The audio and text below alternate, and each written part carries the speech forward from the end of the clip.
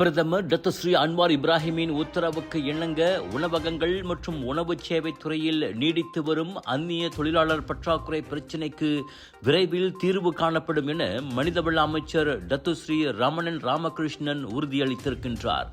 நேற்று சினாபாங் தோட்ட தமிழ் பள்ளியில் நடைபெற்ற நிகழ்ச்சிக்கு பின்னர் செய்தியாளர்களிடம் பேசிய அவர், உணவகத்துறைக்கான அந்நிய தொழிலாளர் பிரச்சினையை 30 நாட்களுக்குள் தீர்த்து வைக்குமாறு பிரதமர் மனிதவள அமைச்சுக்கு நேரடியாக உத்தரவிட்டிருந்ததாக தெரிவித்தார். அந்த உத்தரவின் அடிப்படையில் மனிதவள அமைச்சு உடனடியாக பல்வேறு நடவடிக்கைகளை முன்னெடுத்து வருவதாகவும், நேற்று கூட வங்காளதேச அரசின் உயர்மட்ட பிரதிநிதிகளுடன் முக்கிய பேச்சுவார்த்தை நடத்தப்பட்டதாகவும் அவர் கூறினார். உணவகத்துறையில் நிலவும் தொழிலாளர் பற்றாக்குறையை விரைவாக தீர்க்க வேண்டும் என்பதில் அரசாங்கம் உறுதியாக உள்ளது.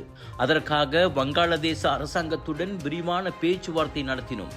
இந்த விவகாரத்தில் நல்ல முன்னேற்றம் ஏற்பட்டுள்ளது என்றார் அவர். பிரதமர் 30 நாட்கள் கால அவகாசம் வழங்கியிருந்தாலும் அதற்கு முன்பாகவே அமைச்சின் பொறுப்புகளை நிறைவு செய்ய இலக்கு நிர்ணயிக்கப்பட்டுள்ளதாக ரமணன் தெரிவித்தார்.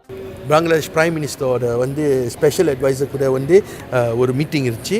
ஸோ இந்த மீட்டிங்கில் பிரதமர் ஏற்கனவே சொல்லியிருக்காங்க, 1 மாதம் தான் இருக்குது, 30 நாள் நான் கொடுக்குறேன், எப்படியாச்சும் நம்மளோட பிஸ்னஸ் செக்டர் எஸ்பெஷலி ரெஸ்டாரண்ட்ஸ் சாப்பாடு கடைக்கு நம்மளை ஃபுல்லாக ஒர்க்கர்ஸ் எடுத்து வரணும்.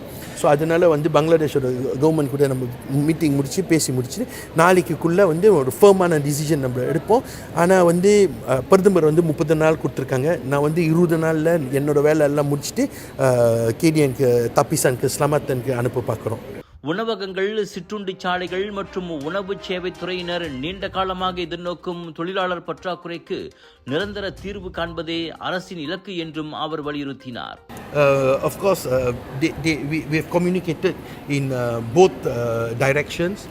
Of course, on the issue of hiring workers, how long it will take, how soon it can be done, what are the procedures, what are the SOPs that we have in place. We had a thorough discussion. I think most likely tomorrow or the day after, we will come with something finite and we will come up with a decision. உணவகத்துறையில் நிலவும் தொழிலாளர் பற்றாக்குறைக்கு விரைவில் தீர்வு கிடைக்கும் எனும் நம்பிக்கையையும் அவர் வெளிப்படுத்தினார். இந்த நடவடிக்கைகள் நிறைவடைந்ததும் தொழிலாளர் ஆட்சேர்ப்பு நடைமுறைகள் விரைவுபடுத்தப்பட்டு நாட்டின் உணவக மற்றும் உணவு சேவை துறையின் செயல்பாடுகள் மேலும் சீரடையும் என்றும் அவர் கூறினார்.